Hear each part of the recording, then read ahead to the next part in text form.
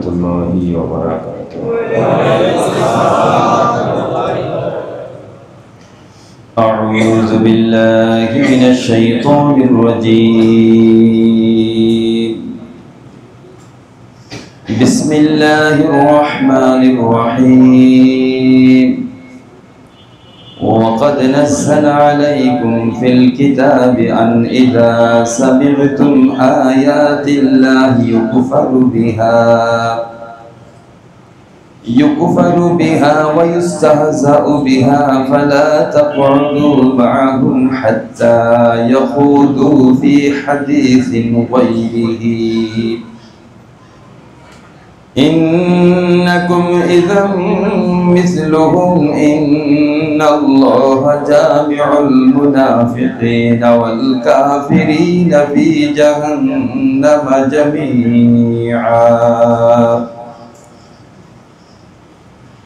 الذين يتربصون بكم فإن كان لكم فتح من الله قالوا ألم نكن معكم وإن كان للكافرين نصيب قالوا ألم نستحوذ عليكم ونمنعكم من المؤمنين فالله يحكم بينكم يوم القيامة ولن يجعل الله للكافرين على المؤمنين سبيلا إن المنافقين يخادعون الله وهو خادعهم وإذا قاموا إلى الصلاة قاموا كسالى يراءون الناس ولا يذكرون الله إلا قليلا مذبذبين بين ذلك لا إله هؤلاء ولا إله هؤلاء ومن يضلل الله فلن تجد له سبيلا يا أيها الذين آمنوا لا تتخذوا الكافرين أولياء من دون المؤمنين أتريدون أن تجعلوا لله عليكم سلطانا مبينا إن المنافقين في الدرك الأسفل من النار ولن تجد لهم نصيرا إلا الذين تابوا وأصلحوا واعتصموا بالله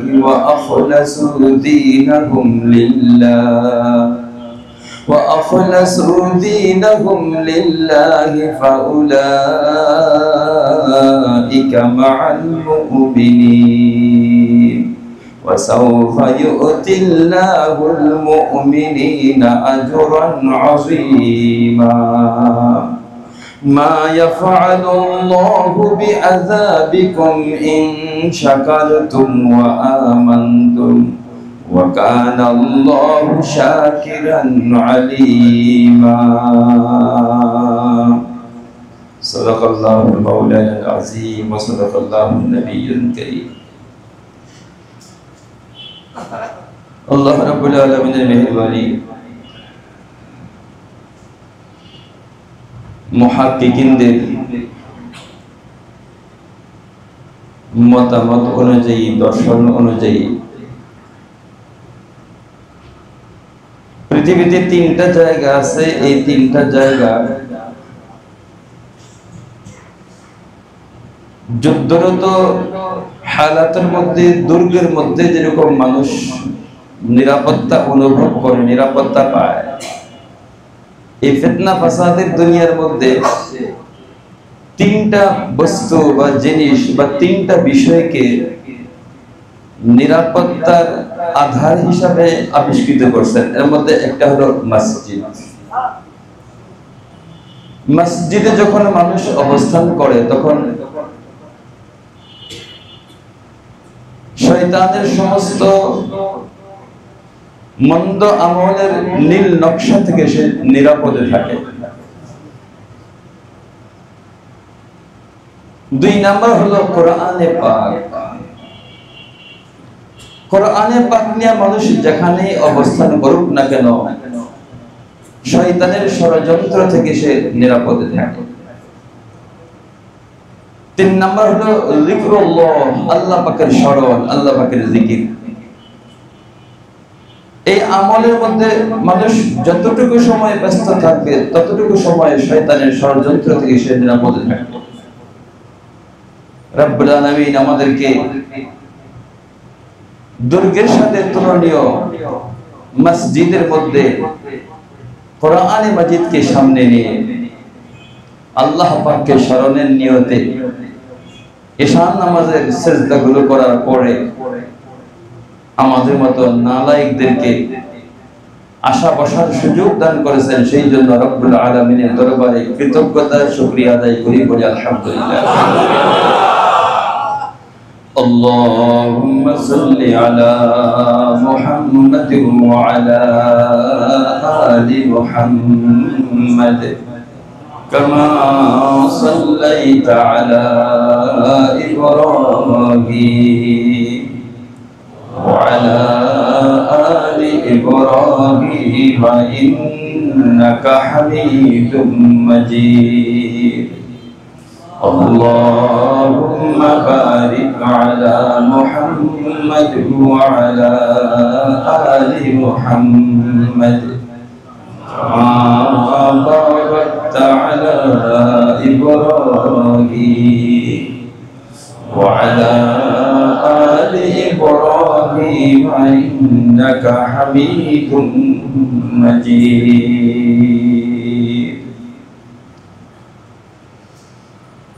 মানুষ যে সমস্ত অঙ্গ প্রত্যঙ্গকে সঠিক ব্যবহারের মাধ্যমে এই জাতীয় বরকতময় মজমার মধ্যে বসে,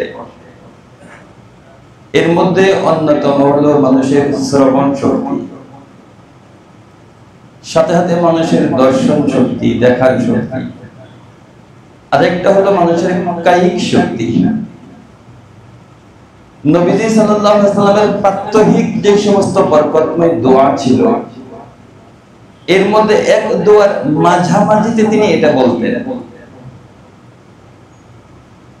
متعنا بأسمائنا وأبصارنا وقوتنا واجعله الوارث منا। নবীজির লম্বা দোয়ার ঠিক মাঝামাঝিতে এই অবস্থাটা। متعنا بأسمائنا, আয় আল্লাহ যতদিন বেঁচে থাকি ততদিন শ্রবণ শক্তি আমাকে বধির বানায়ো না, আমার কর্ণ শ্রবণ শক্তিটাকে তুমি সুস্থ রেখো, যাতে যতদিন বেঁচে থাকি ততদিন যেন দিনের কথা আমি শুনতে পারি, সেই জন্য আমার কানটাকে তুমি ভালো রেখো। সহজ কথা, যেটা ওজুর মধ্যে এই দোয়াটা করা মুস্তাহাব। اللهم اجعلني من الذين يستمعون القول ويتبعون ما احسنه। এটা কান মাসহ করার সময় দোয়া হলো এটা, اللهم اجعلني من الذين يستمعون القول। আল্লাহ কান তো আমি মাসহ করতেছি, পরিচ্ছন্ন করতেছি, দয়া করে যারা তোমার বাণী শুনে, কথা শুনে, দয়া করে আমার কানটাকে তার অন্তর্ভুক্ত বানাইও। এটা আমরা কান মাসহ করার দোয়ার অর্থ। ওয়ায়াত্তাবিউনা মা আহসানা, এই কান যত ভালো জিনিস শুনবে সাথে সাথে আমাকে আমল করার সুযোগ দিও। দেখেন কেমন সুন্দর। ওয়া আবসারানা আও আবসারিনা, নবীজির দোয়ার দ্বিতীয় অংশ ছিল আমার চোখটাও ভালো রাখো, মৃত্যু পর্যন্ত দেখার শক্তিটা বাকি রাখো, যেন তোমার কুদরতকে দেখতে পারে। ওয়া কুওয়াতিনা, আমার মৃত্যু পর্যন্ত আমার কায়িক শক্তি শারীরিক শক্তিটাকেও তুমি সুস্থ রেখো। যদি কায়িক শক্তি শারীরিক শক্তি সুস্থ না থাকে তাহলে এরকম মজমার মধ্যে আমরা কেমনে বসবো, কেমনে আল্লাহকে লম্বা রুকু করব, কেমনে আল্লাহকে লম্বা সিজদা করব, কেমনে আল্লাহর সামনে লম্বা সময় বসে থাকবো। দেখেন আমাদের অঙ্গ প্রত্যঙ্গের উদ্দেশ্য আছে আমাদের দিনের ভিতরে, কিন্তু এরকম সুন্দর উদ্দেশ্য কি আছে? কম। নবীজির উদ্দেশ্যটা কেমন? মাত্তিনা বিআসমাইনা ওয়া আবসারিনা ওয়া কুওয়াতিনা, শুধু এটাই না, ওয়াজআলহুল ওয়ারিসা মিন্না, আল্লাহ এই কান এই চোখ এই কায়িক শক্তি ব্যবহার করে এমন একটা জীবন আমাকে দান করো যেটা আমি তো চলে যাব কবরে, পরদেশে চলে যাব, চিরজীবন যেন এর একটা প্রভাব আমার আজীবন আমার কবরে আসতে থাকে। আমি চলে যাবো, এই যে শুনছি, শোনাটার উপর যদি আমি আমল করে থাকি তাহলে এর একটা নতিজা ধারাবাহিকভাবে চলতে থাকবে কি থাকবে না? নবীজির দোয়াটা দেখেন কেমন সুন্দর।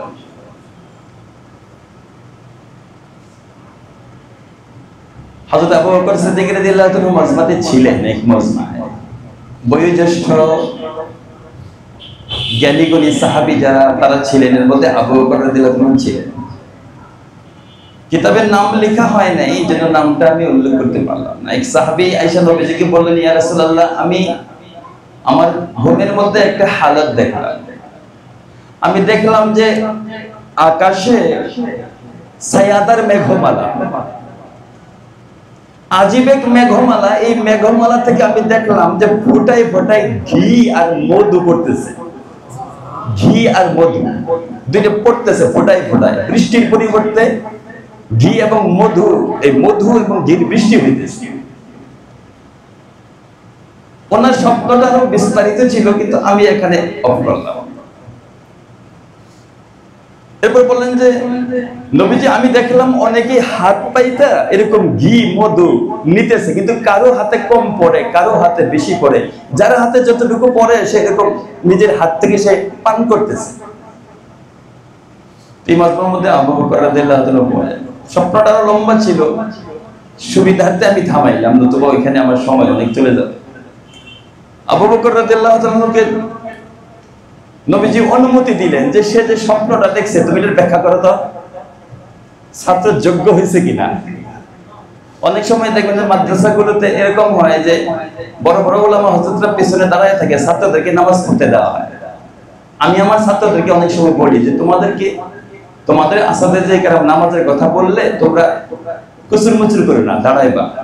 এটাতে তোমার কত বড় উপকার করতেছে। তুমি যে নামাজে দাঁড়াইতেছো, তোমার উস্তাদরা পিছনে, তোমার জীবনের পিছনে করতে হবে না, পিছনের দিকে তাকাইতে হবে না, তোমাকে আগায় দিতেছে, তোমাকে যোগ্য করতেছে। এটাও তোমার একটা শিক্ষা। তোমার কোনো ত্রুটি হলে তোমাকে সংশোধন করে দিবে। সেম নবীজি আবু বকরকে বললেন যে আবু বকর বলো তো সে কি দেখছে। আবু বকর রাদিয়াল্লাহু তাআলা বললেন, ইয়া রাসূলুল্লাহ, যে ছায়াদার মেঘমালা যেটা দেখছে এটা হলো ইসলামের সুশীতল ছায়া। আর ইসলামের সুশীতল ছায়ার মধ্যে থেকে যে ফোঁটা ফোঁটা ঘি এবং মধু এর বৃষ্টি হইতেছে, এটা হলো আল্লাহ তাআলার পক্ষ থেকে মাধুর্যময় সুললিত কোরআনে মাজিদ আল্লাহ তাআলা অবতীর্ণ করছেন। হাত পাইতা যে গ্রহণ করতেছে, কেউ অল্প গ্রহণ করে, কেউ বেশি গ্রহণ করে। যে বেশি গ্রহণ করে সে বেশি ফায়দা পায়, যে কম গ্রহণ করে কম ফায়দা পায়।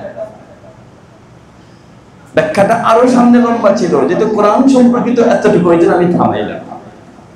আসলে কোরআনে মাজিদ আল্লাহ তাআলার পক্ষ থেকে মধু আর ঘি বলেন, পৃথিবীতে যত দামি খাবার আছে এর চাইতে দামির উপরে দামি খাবার এটা। কারণ এটা দ্বারা মানুষের শরীর, মধু আর ঘি, এটা দিয়ে মানুষের শরীর তরতাজা হয়, আর এটা দিয়ে মানুষের রূহ তরতাজা হয়, রূহ তরতাজা। যে রব্বুল করিম আমাদেরকে কোরআনে মাজিদের এই মহা দৌলত নিয়ে আমাদেরকে এই সুন্দর পরিবেশে বসার তৌফিক দান করছেন, আবারও সেই রব্বুল আলামিনের কৃতজ্ঞতা শুকর আদায় করি বলে আলহামদুলিল্লাহ।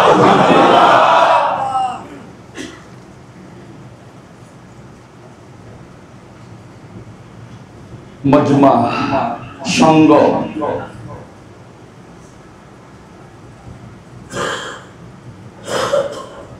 নির্বাচন করতে যদি ভুল হয় সর্বনাশ হয়ে যায়। সঙ্গ নির্বাচন করতে যদি ভুল হয় সর্বনাশ হয়ে যাবে। আজকের যে আয়াতে কারিমাটা শুরু করা হয়েছে, যে আয়াতে কারিমার মাধ্যমে প্রসঙ্গটা এই, মক্কার মুশরিকদের মধ্যে একটা স্বভাব ছিল, এটা মদিনা পর্যন্ত যায় গড়াইছে। মক্কার মুশরিকরা হুজুর আকরাম সাল্লাল্লাহু আলাইহি সাল্লাম কোরআনে মাজিদ এগুলোকে নিয়ে সমালোচনা করত, তারা একত্রিত হয়ে সমালোচনা করত। আল্লাহ তাআলা সূরাতুল আনআমের এক আয়াত অবতীর্ণ করে নিষেধ করছেন, ওয়া ইযা রাআইতাল্লাযীনা ইয়াখুদুন وَإِذَا رَأَيْتَ الَّذِينَ يَخُوضُونَ فِي آيَاتِنَا فَأَعْرِضْ عَنْهُمْ حَتَّى يَخُوضُوا فِي حَدِيثٍ غَيْرِهِ। এটা সূরা আন-নামের আয়াত। মক্কাবাসীরা, মক্কার মুশরিকরা, কাফের বেঈমানগুলো একত্রিত হইয়া কোরআনে মাজিদকে নিয়ে এবং নবী করিম সাল্লাল্লাহু আলাইহি ওয়াসাল্লামকে নিয়ে সমালোচনা করত। আমাদের দেশে একটা শব্দ বাংলায় আছে না, খুদ। খুদ একটা শব্দ আছে কিনা, মানে ত্রুটি। খুদ মানে ত্রুটি, এটা আরবি শব্দ। খুদ, খা ওয়া দাদ, খুদ, ত্রুটি, এটা আরবি শব্দ। খুদ।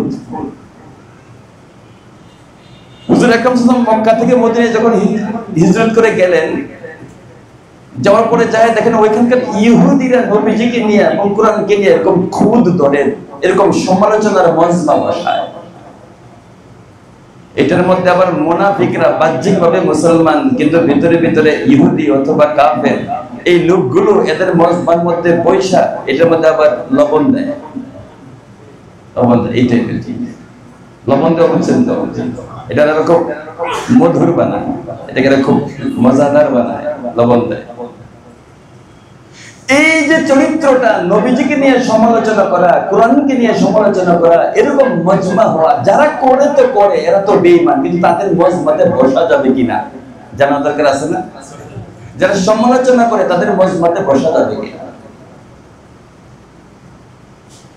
পৃথিবীর মজমাগুলো তো, পৃথিবীর বন্ধু, পৃথিবীর সাথী দুই প্রকার। সৎ সাথী, যেটা আপনাদের বাচ্চাদেরকে আপনারা কবিতায় বা এমনি ভাব সম্প্রসারণ করাইছেন, সৎসঙ্গে সর্বনাশ, অসৎসঙ্গে সৎসঙ্গে স্বর্গবাস, অসৎসঙ্গে সর্বনাশ, এরকমই তো মনে হয় আমরা ভাব সম্প্রসারণ করছিলাম ছোটবেলায়। ব্যাখ্যা করতাম আমরা 5 নাম্বার দিতে বা 10 নাম্বার দিতে। শেখ সাদির এক কথার তর্জমা আছে বাংলায়, এটাও আমরা ছোটবেলায় কবিতায় পড়ছিলাম।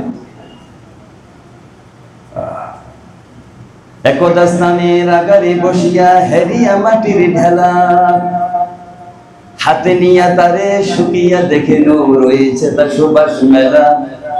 কহিন তাহারে কস্তুরী তুমি, তুমি কি আতর দাও? কহিল আমি এত সব কিছু নহি, আমি অতি নিচু মাটি, ফুলের সকাশে থাকিয়া তাহার সুবাসে হইল খাঁটি। বুঝা তো গেছে? পুকুর পাড়ে বসছে, একটু মাটি নিছে, শুকিয়ে দেখিল ও রয়েছে তার সুবাস মেলা। আমি নাকের কাছে নিয়ে দিকে তো অনেক সুবাস আছে। কহিল তাহারে কস্তুরী তুমি, তুমি কি আতর দা? আরে তুমি কি কস্তুরী না, তুমি আতর দা, আতর দানি। কহিল এত সব কিছু নহি, আমি অতি নিচু মাটি, আমি তো এত কিছু না, কিসের আতর দানি, কিসের কস্তুরী, এগুলো আমি কিছুই না। ফুলের সকাশে থাকিয়া তাহার সুবাসে হইল খাঁটি। অল্প সময় আমি ফুলের কাছে ছিলাম, সুঘ্রাণ ফুল আমার মধ্যে পড়ছিল, তার থেকে তার সুঘ্রাণ ডেলিভারি হয়েছে আমার কাছে, এজন্য আমি তার সুঘ্রাণে থেকে সামান্য অংশ পাইয়া আমি মোহিত হয়েছি। এটাই তো এটার অর্থ, নাকি বলে? আপনি কি অর্থ করতে বলে তো আপনি এরকম হচ্ছে করবেন। নবীজি সাল্লাল্লাহু আলাইহি ওয়াসাল্লাম বলছেন যে তুমি আতরের দোকানে যদি বসো, বসলে পরে আতর যদি নাও কিনো তো মাগনা তুমি সুঘ্রাণ পাইবা। এটা তো টাকা চাবে না তোমার কাছে, সুঘ্রাণ এমনি আসবে, ভালো মজা। আর যদি কামারের দোকানে যাও, যদি তুমি স্ফুলিঙ্গ তোমার কাপড় নষ্ট নাও করে, অন্তত ধোঁয়া দিয়ে তো তোমাকে কষ্ট পাইতেই হবে। দেখেন নবীজি তো জাগতিক লেখাপড়া করেন নাই, উদাহরণটা কেমন সহজ উদাহরণ না, সরল উদাহরণ। ঠিক এরকম কথা, ওয়াকাদ নাযালা আলাইকুম ফিল কিতাব, ওয়াকাদ নাযালা আলাইকুম, অবশ্যই তোমাদের উপর নাজিলকৃত ফিল কিতাব, কিতাবের মাধ্যমে তোমাদেরকে জানানো হইতেছে। বিষয়টা যদি কারো পক্ষ থেকে নোটিশ পেত, এটা ছিল এক কথা, বিজ্ঞপ্তি হইতো এক কথা, কিন্তু আল্লাহ বলছেন ওয়াকাদ নাযালা আলাইকুম ফিল কিতাব, তোমাদের জন্য নাযিলকৃত কিতাবের মাধ্যমে তোমাদেরকে নির্দেশ দেওয়া হইতেছে আন ইযা সামি'তুম আয়াতিল্লাহি ইউফারু বিহা, কোন একটা মজমার মধ্যে, বৈঠকের মধ্যে যদি আল্লাহর আয়াতকে অস্বীকার করা হয়, এরকম মজমা যদি হয়, ওয়ায়ুস্তাহজাউ বিহা, অথবা যদি উপহাস করা হয়, ঠাট্টা করা হয়, ফালা তাকউদু মা'হুম, ফালা তাকউদু মা'হুম, তাদের কাছেও তোমরা বসিও না, তাদের কাছে বসিও না। তাহলে যারা দ্বীনের পরিবেশ না, আল্লাহ আল্লাহ রাসূলকে নিয়ে সমালোচনা করে, কোরআনকে নিয়ে সমালোচনা করে, এই মজমার মধ্যে বসা হারাম না হালাল? হারাম। ফালা তাকউদু মা'হুম, এদের সাথে বসিও না, এদের সাথে বসা হারাম। হাত্তা ইয়াখুদু ফি হাদিসিন গায়রিহি, একটা পর্যায়ে যদি কোরআনের সমালোচনা, আল্লাহর সমালোচনা, নবীর সমালোচনা, দ্বীনের সমালোচনা, এটা থেকে যদি তারা ভিন্নমুখী হয়, অন্য আলোচনায় ব্যস্ত হয়, প্রয়োজন হলে তখন যাওয়া যাইতে পারে, প্রয়োজন হলে তখন যাওয়া যাইতে পারে। যারা কোরআনকে নিয়ে, দ্বীন ইসলামকে নিয়ে সমালোচনা করে, নবীজিকে নিয়ে সমালোচনা করে, বিনা প্রয়োজনে তাদের কাছে যাওয়া মাকরুহ, বিনা প্রয়োজনে তাদের কাছে যাওয়া। আর যদি লবণ দেওয়ার জন্য যায়, মজা দেওয়ার জন্য যায়, হারাম। বিনা প্রয়োজনে যাওয়া মাকরুহ, একান্তই যদি কোনো প্রয়োজন পড়ে যাওয়া যাইতে পারে, ইজাজত আছে, জায়েজ। দেখেন ওই মজমাটা আল্লাহ কত ঘৃণা করেন। ক্ষতি কি হবে? ইন্নাকুম ইযাম মিসলুহুম, এই সমস্ত কাফেরদের মজমার মধ্যে বসলে প্রকারান্তরে তুমি টেরও পাইবে না, আস্তে আস্তে তুমি কাফের হয়ে যাবে। একদিন, দুই দিন, তিন দিন, একদিন, দুই দিন, তিন দিন কাফের হয়ে যাবে।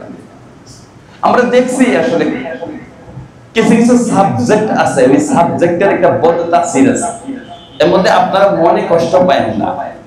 প্রাচীন আমলে কলকাতা কেন্দ্রিক যে বাংলাটা ছিল, সংস্কার হয়েছে যে বাংলা এটা না, কলকাতা কেন্দ্রিক যে বাংলাটা ছিল, এর সিংহভাগ লেখক ছিল মূর্তি পূজক, ঠাকুর পরিবারের মূর্তি পূজক ছিল সিংহভাগ। এক একজন হ্যাট্রিক করা ধর্ম চেঞ্জ করছে, আছে না? নাম বলতে চাই না। এই টাইপের লেখকদের লেখা পড়তে পড়তে পড়তে পড়তে মাস্টার ডিগ্রি পাস করার পরে আগে টুকটাক যাও নামাজ পড়তো, তো নামাজ তো দূরের কথা, আল্লাহরে অস্বীকার করা শুরু করে দেয়। মিলে কি মিলে না? তাহলে একই সাথে ইসলামিক স্টাডিজে ভর্তি হলো, এই লোকটা আলেম হয়ে বের হলো, একই সাথে বাংলায় ঢুকলো, বাংলায় ঢুইকা সে নাস্তিক হয়ে বের হলো। কারণটা কি? এটাই খুঁজে পায়। আল্লাহ বলছে ইন্নাকুম ইযাম মিসলুহুম, তাদের সাথে যদি তোমরা সখ্যতা করে তোলো, বসো, তো তোমরা প্রকারান্তরে অজান্তে তাদের মতো হয়ে যাবে। টেরও পাইবা না কোনদিন কাফের হয়ে গেল। কথাটা কি আমি বাড়ায় বললাম না? যৌক্তিক হয়ে যায়, টের পাওয়া যায়।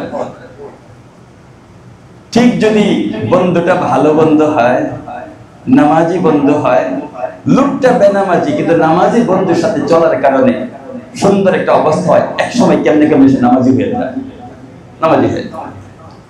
ইন্নাল্লাহা জামিউল মুনাফিকিনা ওয়াল কাফিরিনা ফি জাহান্নামা জামিআ। দুনিয়ার মধ্যে যেরকম এরা জমা হইতো এক টুলের মধ্যে, এক বেঞ্চের মধ্যে, এক রুমের মধ্যে, এক সমালোচনা সেন্টার মধ্যে বসে সমালোচনা করতো, আল্লাহ তাদেরকে ছাড়বেন না, একত্রেই জমা করবেন। তবে জমা হওয়ার জায়গাটা হলো জাহান্নাম, একসাথে রাখবেন এদেরকে। ইন্নাল্লাহ, নিশ্চয়ই আল্লাহ, জামিউল মুনাফিকিন, এই মুনাফিকদেরকে আল্লাহ তাআলা জমা করবেন, ওয়াল কাফিরিনা, কাফিরদেরকে একত্রে, ফি জাহান্নামা জামিআ, জাহান্নামের মধ্যে সবগুলোকে আল্লাহ তাআলা একত্র করবেন। একত্রে চলতে তো খুব মজা লাগছে না? নবীজির সাথে বৈশা খুব, নবীজির থেকে সমালোচনা করার জন্য খুব মজা পাইছে। এজন্য আল্লাহ তাআলা মুনাফিক এবং কাফেরদেরকে জাহান্নামের মধ্যে সবগুলোকে আল্লাহ তাআলা একত্র করবেন। আল্লাহ তাআলা এই জাতীয় মজমা থেকে আমাদেরকে হেফাজত করেন। আল্লাযীনা ইয়াতারাব্বাসুনা বিকুম, এদের একটা চরিত্র হলো এরা তোমরা যেন কষ্টের মধ্যে পড়ো এই জন্য ওয়াইট করতে থাকে, আর মনে মনে কামনা করতে থাকে কখন তোমাদের উপর বিপদ আসবে, মনে মনে এদের কামনা কখন ঈমানদারদের উপর বিপদ আসবে। ফাইন কানা লাকুম, এদের চরিত্র ধারাবাহিক কিছু চরিত্র আল্লাহ তাআলা বলতেছে। ফাইন কানা লাকুম ফাতহুম মিনাল্লাহি ক্বালু আলাম নাকুম মাআকুম ওয়া ইন কানা লিল কাফিরিনা নাসীবুন ক্বালু আলাম নাস্তাহওয়িয আলাইকুম ওয়া নামনাকুম মিনাল মুমিনিন। কোন একটা জিহাদের মধ্যে, যুদ্ধের মধ্যে যদি ঈমানওয়ালারা জয়লাভ করত, ফাইন কানা লাকুম ফাতহুম মিনাল্লাহ, বলেন তো জয় কার পক্ষ থেকে আসে? আল্লাহ। সংখ্যা দিয়া জয় হয় না, জয় হয় আল্লাহর সাহায্য দিয়া। সংখ্যা দিয়া জয় হয় না। কখনো বেঈমানরা জয় লাভ করে, মুসলমানরা পরাজিত করে, এটা বেঈমানরাও তারা জয় লাভ করতে পারে না, এদেরকেও আল্লাহ তাআলাই জয়লাভই করায়।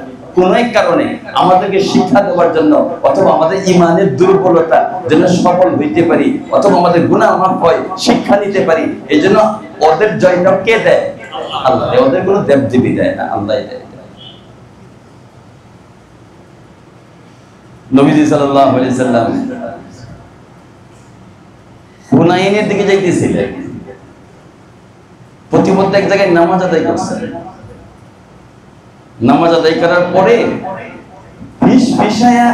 কি জানি বলতেছে নবীজি, আস্তে আস্তে, সব কথা তো জোরে পড়ার দরকার প্রয়োজন নাই, আস্তে আস্তে কি যেন বলতেছে। সাহাবীরা খেয়াল করলেন নবীজি কি বলতেছে, কারণ সাহাবীদের ভালোবাসা হলো এই পরিমাণ যে নবীজি যদি আস্তে আস্তে কোনো কথা বলে এটাও সংগ্রহ করার চেষ্টা করে, আস্তে আস্তে নবীজি কি বললো এই কথাও তো আমার প্রয়োজন করতে পারে, এটা কি বললো নবীজি, খুব অপেক্ষা করতেন। নবীজি তাদেরকে তাকায় বলছে যে বুঝতে পারছি আমি আস্তে আস্তে কি বলছি, তোমাদের আগ্রহ ওই দিকে। আমি আস্তে আস্তে কি বলছি জানো? আল্লাহুম্মা বিকা উহাউবিলু ওয়া বিকা উসাবিলু ওয়া বিকা উকাতিলু ওয়া লা হাওলা ওয়া লা কুওয়াতা ইল্লা বিক। আল্লাহুম্মা বিকা উহাউবিলু ওয়া বিকা উসাবিলু ওয়া বিকা উকাতিলু ওয়া লা হাওলা ওয়া লা কুওয়াতা ইল্লা বিক। আমি এটা বলছি যে আয় আল্লাহ, বিকা ও হাওবিলু, আমরা চেষ্টা যেগুলো করতেছি এগুলো আমরা করি না, তুমি দয়া করে আমাদেরকে সচেষ্ট বানাইছো। ও বিকা ও সাবিলু, এই যুদ্ধের ময়দানে যে শক্তি প্রয়োগ করার জন্য যাইতেছি এটাও আমরা করি নাই, এটা তুমি আমাদেরকে দিছো। ও বিকা ও কাতিলু, এদের সাথে যে কাটাকাটি করব আমরা করতে পারবো না, তুমি আমাদেরকে করার শক্তি দিছো। ওয়ালা হাওলা ওয়ালা কুওয়াতা ইল্লা বিকা, কোন ভালো কাজ আর ভালো কাজ করা, মন্দ কাজ থেকে বাঁচা এটা তোমার সাহায্য ছাড়া সম্ভব না, এটা বলতেছি আস্তে আস্তে। কেন বলছি জানো? নবীজি বলে যে কেন বলছি জানো? এই জায়গায় আসার পরে হুনাইনের যুদ্ধ একমাত্র একটা যুদ্ধ, যেই যুদ্ধে মুসলমানদের সংখ্যা ছিল 12,000। কত? ইতিপূর্বে 12,000 সৈনিক নিয়ে নবীজি কোথাও যান নাই, এই প্রথম 12,000 সৈনিক। তো 12,000 সৈনিক নিয়ে হুনাইনের ময়দানের মধ্যে যাইতেছে, নবীজির কাছে তো ভালোই লাগে, সাহাবীদের কাছে ভিতরটা কেমন জানি লাগে, 12,000 ফৌজ যাইতেছি আমরা ওই তায়েফের হুনাইনের এরিয়া, এরা আমাদের সাথে কেমনে গোলাবে? শোনো, আমাদের আগে কোন একজন নবী, আমাদের পূর্বের কোন একজন নবী,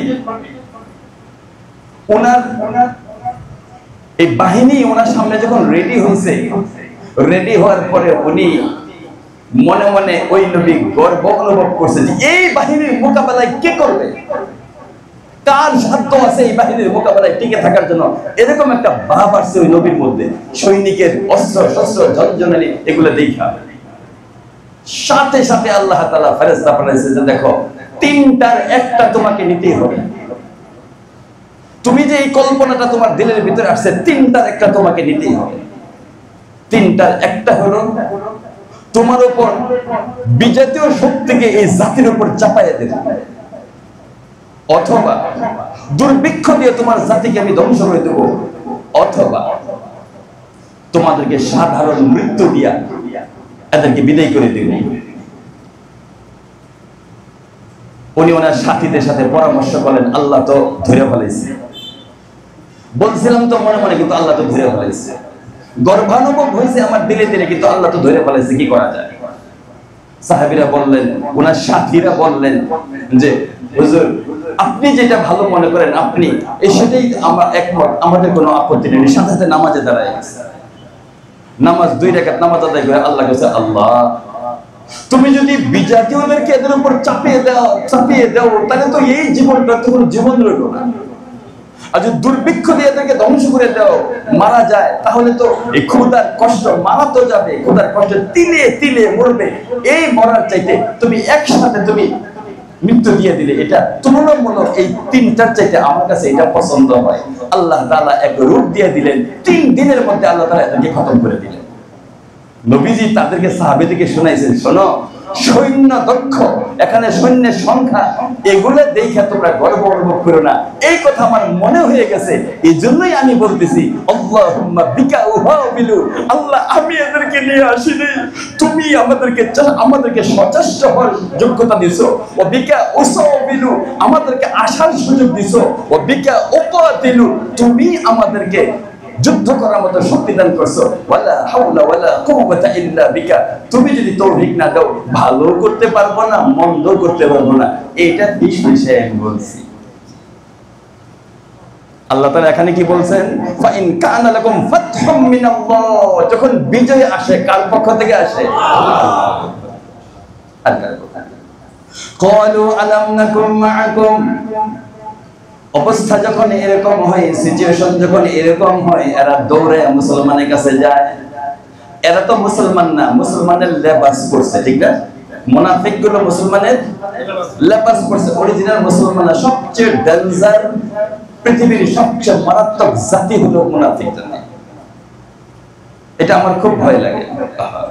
দোয়া করবেন বেশি বেশি, আল্লাহুম্মা তাহহির কলবি মিনান নিফাক, আল্লাহুম্মা তাহহির কলবি মিনান নিফাক, নিফাক থেকে আমার সিনাটারে, অন্তরটারে তুমি পবিত্র করে দাও। নফকের একটা অর্থ হলো ফাঁকা। নফকের অর্থ কি? ফাঁকা, ফাঁপা, ফাঁকা, ছিদ্র, এগুলো হলো নেফাকের অর্থ। আপনারা যারা সৌদি আরব গেছেন হজের জন্য বা চাকরির জন্য গেছেন, দেখছেন না পাহাড়ের ভিতর দিয়ে যে সুড়ঙ্গ করা হয়েছে, এর আগে লেখা আছে নফক। খেয়াল করছেন কিনা আপনারা? লেখা আছে নফক, মানে উপর থেকে বোঝা যাবে না ভিতরে পাহাড়টা ফাঁকা, উপর থেকে বোঝা যাবে না অন্তরটা ফাঁকা, ভিতরে ঈমান নাই, উপর থেকে বোঝা যাবে না। এই জন্য এদের নাম হলো নিফাক বা মুনাফিক। বড় মারাত্মক। এরা মুসলমানদের কাছে যায় বলে আলাম নাকুম মাআকুম, আমরা কি আপনাদের সাথে ছিলাম না? তাহলে আমরা তো আপনাদের সাথী, আপনারা মুসলমান, আমরা মুসলমানদের যুদ্ধে জয়লাভ করছেন, আমাদেরকেও গনিমত দেন, আমাদেরকেও যেগুলো মাল আনছেন এগুলো আমাদেরকে দেন। ওয়া ইন কানা লিল কাফিরিনা নাসিবুন, সিদ্ধান্ত যদি ব্যতিক্রম হয়, কাফেররা যদি যুদ্ধের মধ্যে জয়লাভ করে, এরা যায় বলে ক্বালু আলাম নাস্তাহবিজ আলাইকুম, আমরা কি গোপনে সংবাদ সংগ্রহ করি নাই? আমরা অরিজিনাল কাফের, কিন্তু মুসলমানদের সাথে মুসলমানদের পোশাক পরে এদের দাড়ি রেখা এদের কাছে যায়, এসে এদের গোপন সংবাদগুলা আইসা কি তোমাদের কি বলি নাই? এই কারণে যে তোমরা সংরক্ষিত ছিলা, জয়লাভ করতে পারছো। ওয়া নামনাকুম মিনাল মুমিনিন, ঈমানদারদের কাছ থেকে তোমাদেরকে আমরা ফিরিয়ে রাখছি।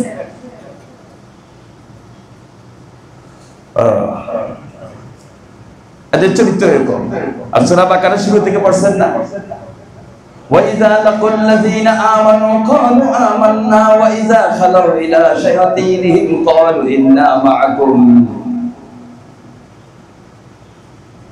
যখন ঈমানদারদের সাথে মিলিত হয় তারা বলে আমরা তো ঈমানদার, তোমাদের সাথে আছি।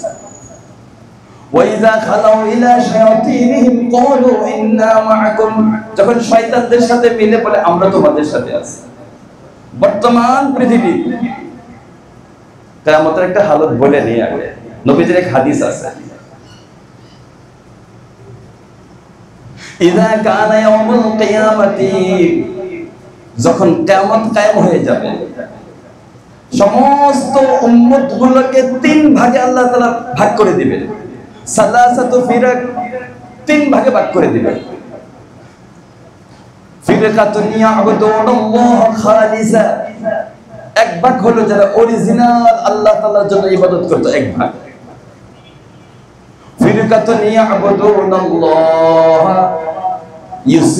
ইয়াবুদুনাল্লাহ রিয়াআন, আরেকটা শ্রেণী আসবে যারা দুনিয়াতে ইবাদত করতো মানুষকে দেখানোর জন্য।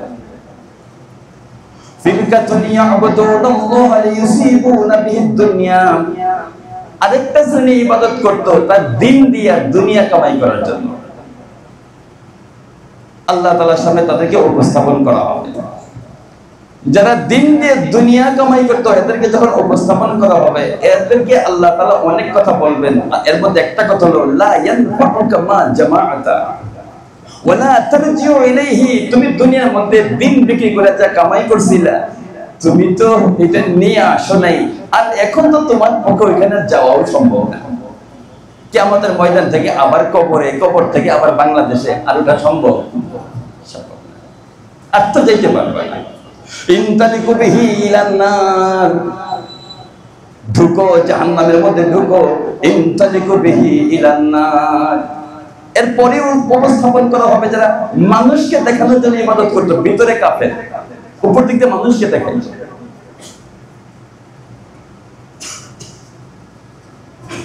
লা ইয়াসআদু ইলাইহা মিনহা শাই, তোমার কোনো আমল তো আমার কাছে উঠেই নাই, তুমি তো আমার জন্য কোনো আমল করোই নাই, তুমি তো আমলই করছো মানুষকে দেখানোর জন্য, আমল আমার কাছে উঠে নাই। ইনতালিকু বিহি ইলান নার, এদেরকেও জাহান্নামে নিয়ে যাও। সর্বশেষ ইয়াবুদুনাল্লাহ খালিসা, যারা আল্লাহ তাআলার জন্য শুধু ইবাদত করতো এদেরকে উঠানো হবে। এদেরকে জিজ্ঞাসা করা হবে বিইজ্জতি ওয়া জালালি, আমার ইজ্জত আর জালালের কসম বলো তো তোমরা কেন ইবাদত করছো? যে আল্লাহ তুমি তো সব জানো, এরপরেও না'বুদু লিওয়াজহিকা ওয়া লিদারিকা, তোমার সন্তুষ্টির জন্য, তোমার নৈকট্যের জন্য, আর তুমি যে জান্নাতটা বানাইছো এই জান্নাতে যাওয়ার জন্য, তোমার নৈকট্যের জন্য, তোমার সন্তুষ্টির জন্য, আর তুমি যে জান্নাতটা বানাইছো এই যে জান্নাতের সুসংবাদ দিয়েছেন এই জান্নাতের জন্য। ইনতালিকু বিহি ইলাল জান্নাহ, আল্লাহ তাআলা নির্দেশ দিবেন তোমরা জান্নাতে চলে যাও। তাহলে মুসলমানদের মধ্যে মুসলমান পরিচয় দানকারী তিনটা শ্রেণীর মধ্যে দুইটা শ্রেণী জাহান্নামে চলে যাবে, শুধু একটা শ্রেণী জান্নাতে যাবে, শুধুই আল্লাহ তাআলা যদি ইবাদত যারা করছে। সহজ কিছু ট্রিটমেন্ট আছে, চিকিৎসা আছে, কি করলে দিলের এই হালতটা আসবে না, কি করলে দিলের হালতটা আসবে না। যারা রাতের ইবাদত বেশি করে এদের জবান অন্তর এক হয়ে যায়, যাদের রাতের ইবাদত বেশি করে এদের জবান অন্তর এক হয়ে যায়। হযরত ঈসা আলাইহিস সালামকে, ঈসা সালামের যে সাথী ছিল তাদেরকে বলা হয়তো হাওয়ারি। আমাদের নবীজির সাথী কি, সাথী কি বলা হয়? সাহাবী। আর ঈসা সালামের সাথী কি বলা হয়? হাওয়ারি। কুরআনে বলা হলো হাওয়ারিয়ুন, মানে হাওয়ারি, সাথী। ঈসা আলাইহিস সালামের হাওয়ারিদের থেকে একজন ওনাকে জিজ্ঞাসা করলো যে ইয়া রূহাল্লাহ, কারোর মধ্যে ইখলাস আছে কিনা, এটা কেমনে বুঝার সিস্টেম কি, কেমনে বুঝবো আমাদের ইখলাস আছে, রিয়া নাই, কেমনে বুঝবো? ঈসা সালাম বলেন কেউ যদি কারোর প্রশংসা করে, প্রশংসা করলে সে অসন্তুষ্ট হয়, খুশির পরিবর্তে অসন্তুষ্ট হয়, এটা হলো ইখলাসের আলামত।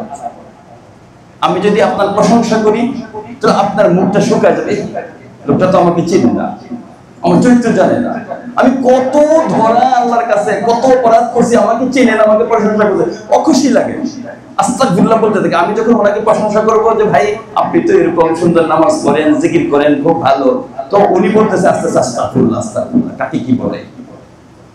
আমি যখন ওনার সামনে বইলে আর ওনাকে আরো বিরক্ত করে ফেলাইলাম, ওনাকে এরকম প্রশংসা শোনার পরেও যার দিলের কাছে খারাপ লাগে, নিজের কাছে খারাপ লাগে, এটা হলো ইখলাসের আলামত, এটা হলো ইখলাসের আলামত। ফাল্লাহু ইয়াহকুমু বাইনাকুম, বাহ্যিকভাবে যদি কেউ কাফের মুসলমান সাজে লাভ হয় কি জানেন? ওই জামানায় জানমালের নিরাপত্তা কর দেওয়া লাগতো কাফেরদের। এখন তো দুনিয়ার কাফেররা ভুলে গেছে, এরা পৃথিবীর মুসলমানদের দেশে থাকার জন্য বাৎসরিক জানমালের নিরাপত্তা কর দিত। এই করকে কি বলা হতো? জিজিয়া। কি বলা হতো? জিজিয়া। ট্যাক্স দিয়ে থাকতো মুসলমানদের দেশে বেঈমানরা। এরা দেশের চেয়ারে বসবে দূরের কথা, এরা গোলামের মতো বাৎসরিক ট্যাক্স দিয়া দয়া কইরা আমাদের উপর আক্রমণটা কইরেন না, যে আমাদের ধর্মটাকে নিয়ে কোনো মতো থাকতে দেন, এতটুকু সুযোগ পাওয়ার জন্য ট্যাক্স দিয়ে থাকতো। এটা কি কল্পনা করা যায়? আর সারা পৃথিবীর নেতৃত্বে এখন ইহুদি, খ্রিস্টান, বৌদ্ধ, এই পূর্ব দিকের যত দেশ আছে সব বৌদ্ধদের দখলে, পশ্চিম দিকের আটলান্টিকের ওই পারে যত দেশ আছে সব খ্রিস্টানদের দখলে। নিজ দেশে মুসলমানরা আজকে জিম্মি অবস্থায় আছে, আছে কি আছে না? আমাদের শাসককে আমাদের শাসক মনে হয় না, মনে হয় ওরাই আমাদেরকে চালায়। মনে হয় আটলান্টিকের ওই পার থেকে, প্রশান্ত মহাসাগরের ওই পার থেকে আমাদেরকে চালায়, এরকম মনে কি হয় কি হয় না? বাস্তবতা ওইটা, নিজ দেশে আমরা পরাধীন। এরা যাতে ট্যাক্স না দেওয়া লাগে, এই জন্য মুসলমান জিজিয়া যাতে না দেওয়া লাগে, মুসলমান শাস্ত্র ফায়দা লুটার জন্য।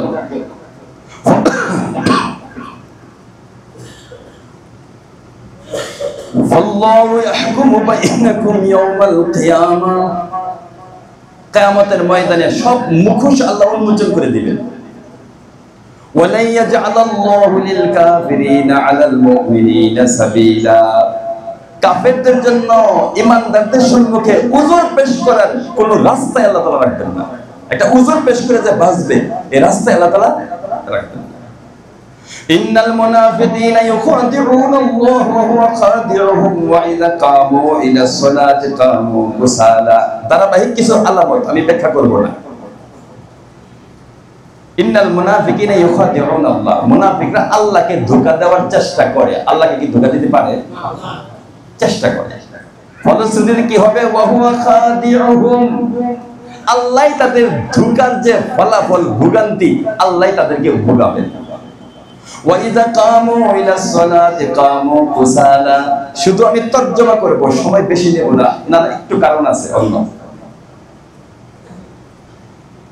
ওয়া ইযা কামু ইলাস সালাতি কামু কুসালা, আল্লাহ আমাদের সবাইকে হেফাজত করে। আমিন।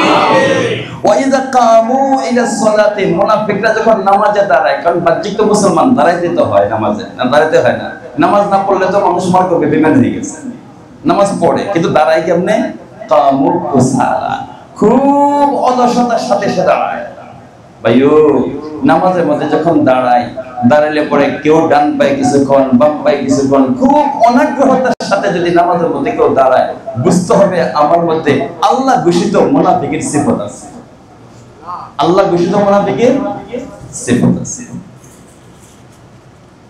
ওয়া ইযা কামু ইলাস সালাত, যখন নামাজে দাঁড়ায়, কামু কুসালা, খুব অলসতার সাথে দাঁড়ায়, খুব কুড়েমি করে, নামাজ পড়তেই চায় না। যাও টুকটাক শেষ পর্যন্ত পড়ে, বাড়ির কেউ যেন বেনামাজি মনে না করে, অর্থ শেষ হয়ে যাওয়ার একেবারে শেষের দিকে পড়ে, কোনো মতে কুড়েমি করে, খুব অলসতার সাথে দাঁড়ায়। জামাতে দাঁড়াইলেও খুব অসন্তুষ্টি, ইমাম সাহেব যদি কেরাতটা একটু বড় করে তাহলে উপায় নেই। বলেন তো বাংলাদেশের সবচেয়ে কচু পাতার পানির মতো চাকরিটা কোনটা? ইমামতি। এর চাইতে সহজভাবে চাকরি নট করার কোন সিস্টেম সারা দুনিয়া আর কারো নাই। আজি কত অভিযোগিত শুনলাম যে হুজুর কেমন ইমাম সাহেব দিলেন, ইমাম সাহেব যে লম্বা কেরাত তেলাওয়াত করে, কি এক অভিযোগ নিয়েছেন ইমাম সাহেব কেরাত লম্বা অভিযোগ। হুজুর আমরা যে পিছনে আমাদের কথা খেয়াল থাকে না,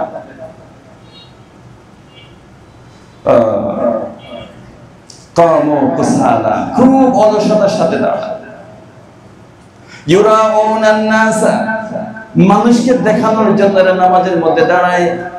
মেয়ে বিয়ে দিছি, বয়স হয়েছে, মানুষ কি বলবে? ইউরাউনান নাসা, মানুষকে দেখানোর জন্য নামাজ পড়ে। আল্লাহ বলতেছে না, আমি বলতেছি আল্লাহ। ওয়ালা ইয়াযকুরুনাল্লাহা ইল্লা কালিলা, এখানে যিকরুল্লাহ দ্বারা দুইটা উদ্দেশ্য। প্রথম উদ্দেশ্য হলো নামাজ। ওয়ালা ইয়াযকুরুনাল্লাহা ইল্লা কালিলা, সুযোগ পেলে নামাজই পড়ে না, সুযোগ পেলে নামাজই পড়ে না। অথবা যিকরুল্লাহর দ্বারা উদ্দেশ্য হলো আল্লাহ তাআলার স্মরণ। এরা নামাজে দাঁড়ায় ঠিক আছে, কিন্তু পুরো ভিতরটা বিক্রি করে ফেলেছে। পুরো নামাজটাই দোকান নিয়ে ব্যস্ত, পুরো নামাজটাই অফিস নিয়ে ব্যস্ত, খবরও নাই কয় রাকাত হয়েছে, খবরও নাই। এই জগতেই না, ভিন্ন জগতের মধ্যে নামাজের মধ্যে দাঁড়ায় রয়েছে। এটা কিসের আলামত? নিফাকের আলামত। আল্লাহ আমাদের সবাইকে হেফাজত করে। আল্লাহ যেন ধ্যানের সাথে নামাজ আদায় করার তৌফিক দান করে। নামাজও পড়লাম, আবার কিয়ামতের ময়দানে জাহান্নামেও গেলাম, তাহলে এর চাইতে বড় ভক্তি আর কিছু আছে? মানুষ জানলো মুসলমান, কিন্তু উঠলাম কাফেরের সাথে, উঠলাম মুনাফিকদের সাথে, সর্বনাশ। এজন্য বেশি বেশি আমরা দোয়া করব, আল্লাহুম্মা তাহহির কলবি মিনান নিফাক, অন্তরটাকে তুমি নেফাক থেকে তুমি পবিত্র বানাইয়া দাও। রাতের বেলায় দরজা বন্ধ করে বেশি বেশি আমল করব, অন্ধকার মধ্যে আমল করব, তাহলে ঠোঁট এবং অন্তরকে আল্লাহ তাআলা এক বানায় দিবেন। কি করবে আল্লাহ তাআলা? এক বানায় দিবেন। আপনারা হাজার মানুষ আমার প্রশংসা করলে আমার কোনো লাভ হবে? মারা যাবেন না আপনারা? এমন মানুষ প্রশংসা করে আমার লাভ নাই যে লোকগুলা মারা যাবে। আমার প্রশংসা যদি আমার আল্লাহ আমার প্রশংসা করে, এটা হলো আমার প্রশংসা। বরং আপনি আমার প্রশংসা করলে আমার চোখ দিয়ে পানি আসার কথা, সর্বনাশ।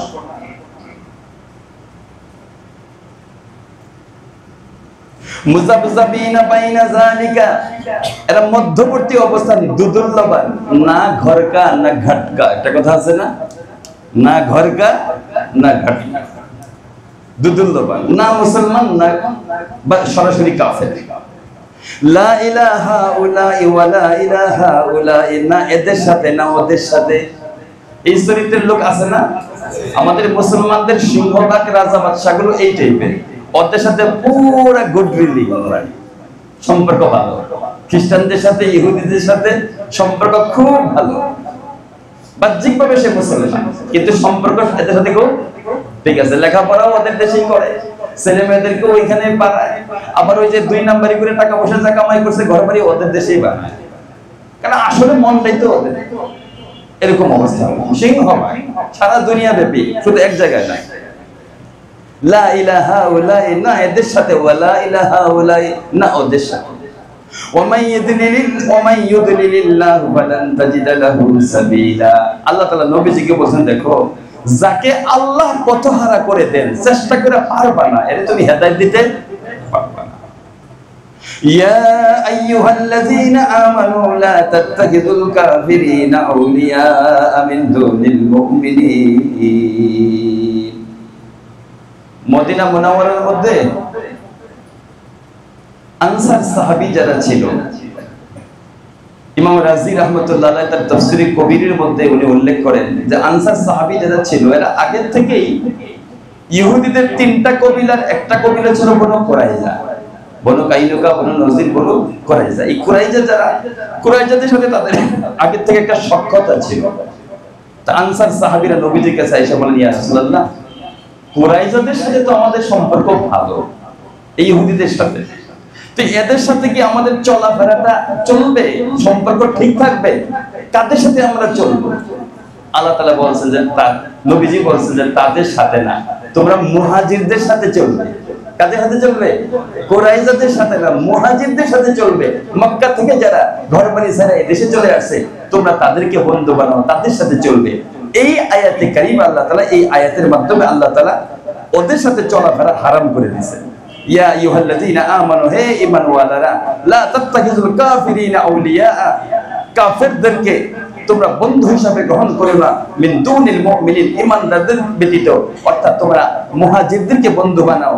আর তুরিদুনা আন তাজআলু লিল্লাহি আলাইকুম সুলতানাম মুবিনা, তোমরা কি চাও আন তাজআলু লিল্লাহি আলাইকুম সুলতানাম মুবিনা, তোমরা কি চাও তোমাদের উপর আল্লাহ তাআলা কোনো প্রমাণ উপস্থাপন করো, অর্থাৎ কিয়ামতের ময়দানে তোমরা তাদের সাথে চলছো, এই প্রমাণটা, দলিলটা যেন আল্লাহ তাআলা তোমাদের উপর উপস্থাপন না করতে পারেন, এই সুযোগটা তোমরা দিও না। অর্থাৎ তোমরা তাদের সাথে চলো না। তাদের সাথে চললে ক্ষতি কি? ইযা মিসলুহুম, তাদের সাথে চললে একসময় তোমরা তাদের মতো হয়ে যাবে। ওই যেখান থেকে কথা শুরু হয়েছে, তাদের সাথে চললে তোমরা তাদের মতো টেরও পাইবা না, হয়ে যাবে।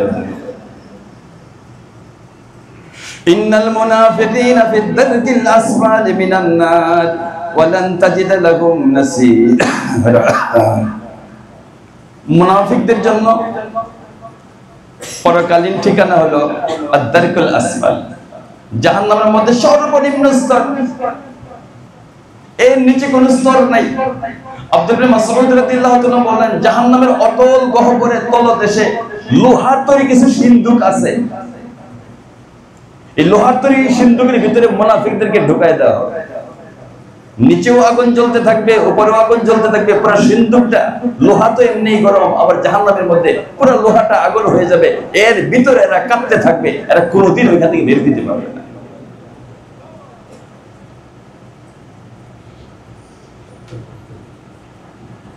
একটি বিবরণ হলো জাহান্নামের তলদেশে এক কুয়ার ঢাকনা দেওয়া, এটা আজও পর্যন্ত খোলা হয় নাই। এই কুয়ার আযাব থেকে বাঁচার জন্য জাহান্নাম নিজে আল্লাহ তাআলার কাছে বলে যে আল্লাহ এই কুয়ার আযাব থেকে আমাদেরকে বাঁচাও। এই কুয়া, কোন কোন মুফাসসির বলেন আদ-দারকুল আসফাল বলতে জাহান্নামের অতল গহ্বরে যে আযাবে ভরা কুয়া আছে, যেটা ঢাকনা দেওয়া আছে, ওই কুয়াটাকে বলা হয় দারকুল আসফাল। মুনাফিকদেরকে আল্লাহ তাআলা ওই দারকুল আসফালের মধ্যে জায়গা দিবেন। ওয়ালান তাজিদ লাহুম নাসীরা, ওই সিন্দুক থেকে বের করার জন্য, কুয়া থেকে বের করার জন্য কোন সাহায্যকারী তোমরা পাবে না। ইল্লাল্লাযিনা তাবু, আল্লাহ যখন আযাবের কথা বলেন সাথে সাথে আল্লাহ তাআলা আমাদেরকে সান্ত্বনা দেন। ইল্লাল্লাযিনা তাবু, এখনো সময় আছে, তওবা করো। ওয়া আসলাহু, ভবিষ্যৎ জীবনটা সংশোধনের সাথে চলার চেষ্টা করো। ওয়া তাসামু বিল্লাহ, আল্লাহর হুকুমকে দৃঢ়ভাবে আঁকড়ে ধরো। ওয়া আখলাসু দীনাহুম লিল্লাহ, তোমার দ্বীনকে আল্লাহর জন্য তুমি পরিচ্ছন্ন বানিয়ে ফেলো। ফাউলাইকা মাআল মুমিনিন, এই চারটা কাজ যদি কেউ করো, তওবা করো, সামনের জিন্দেগিটাকে সংশোধনের সাথে চালাও, আল্লাহর হুকুমকে দৃঢ়ভাবে ধরো, দিনটাকে তুমি ইখলাসের সাথে চালাও, এই চারটা গুণ থাকলে পরে ফাউলাইকা মাআল মুমিনিন, এরা ঈমানদারদের সাথে থাকবে। ওয়া সাউফা ইউতিল্লাহুল মুমিনিনা আজরান আযীমা, অচিরেই আল্লাহ তাআলা ঈমানদারদের জন্য মহা পুরস্কার দান করবেন। আজরান আযীমা, আজরান আযীমা বলতে জান্নাত। কিতাবে তিনটা জিনিস লিখছে, যে আল্লাহর সন্তুষ্টি, আল্লাহর নৈকট্য, আর এক নম্বরে লিখছে জান্নাত। আজরান আযীমা বলতে জান্নাত, আল্লাহ তাআলা জান্নাত দান করবেন, আল্লাহ তাআলার নৈকট্যতা দান করবেন, আল্লাহ তাআলার সন্তুষ্টি আল্লাহ তাআলা দান করবেন। আবারও আল্লাহ তাআলা সান্ত্বনা দিতেছে। আমি একটু তাড়াতাড়ি শেষ করার হিকমত হইল এই দুই তিনটা আয়াতের মাধ্যমে এই পারাটা শেষ হয়। সূরা না, কি শেষ হয়? পারাটা শেষ, চাইছি পারাটা শেষ হয়। মা ইয়াফআলুল্লাহু বিআযাবিকুম, দেখেন কেমন সুন্দর কথা। তোমাদেরকে আযাব দিয়া লাভ কি আমার? আল্লাহ বলছে তোমাদেরকে কষ্ট দিয়া আমার লাভ কি? ইন শাকারতুম ওয়া আমানতুম, যদি তোমরা প্রকৃত কৃতজ্ঞ গুজার হও আর আমার প্রতি ঈমান আনো, তোমাদেরকে আযাব দিয়া আমার লাভ আছে। সান্ত্বনা একটা কথা না? কেমন সান্ত্বনা কথা? আরে তোমাদেরকে কেন আমি কষ্ট দিব? যদি আমার প্রতি একটু ঈমান আনো, যদি আমার প্রতি একটু কৃতজ্ঞ থাকো, তোমাদেরকে কষ্ট দিয়ে আমার কি লাভ আছে? কেমন সান্ত্বনামূলক কথা। ওয়া কানাল্লাহু শাকিরান আলীমা, আল্লাহ তাআলা যারা কৃতজ্ঞ বান্দা তাদেরকে সাজা দেওয়ার জন্য সম্মত, অবগত, আল্লাহ তাআলা তাদের সম্পর্কে সবচেয়ে ভালো জানেন। আল্লাহ রাব্বুল আলামিন পরবর্তীকালে আলাম খুব দ্রুত সময়ের ভিতরে 140 আয়াত থেকে 147 আয়াত পর্যন্ত মোটামুটি অনুবাদের মাধ্যমে সূরাতুন নিসার 5 নাম্বার এই পারাটা আজকে শেষ হইল। আল্লাহ রাব্বুল আলামিন এই পারার ভিতরে যতগুলো হরফ তেলাওয়াত করা হয়েছে, আল্লাহ পাক সবগুলো হরফকে যেন আল্লাহ তাআলা কবুল করেন। প্রত্যেকটা হরফের মধ্যে নূর দিয়ে আল্লাহ তাআলা যেন আমাদের মারহুম ঈমানওয়ালা বান্দা বান্দি যারা কবরে আছে তাদের রূহের মধ্যে যেন আল্লাহ তাআলা হাদিয়া পৌঁছায় দেন। সকলে বলেন আমিন।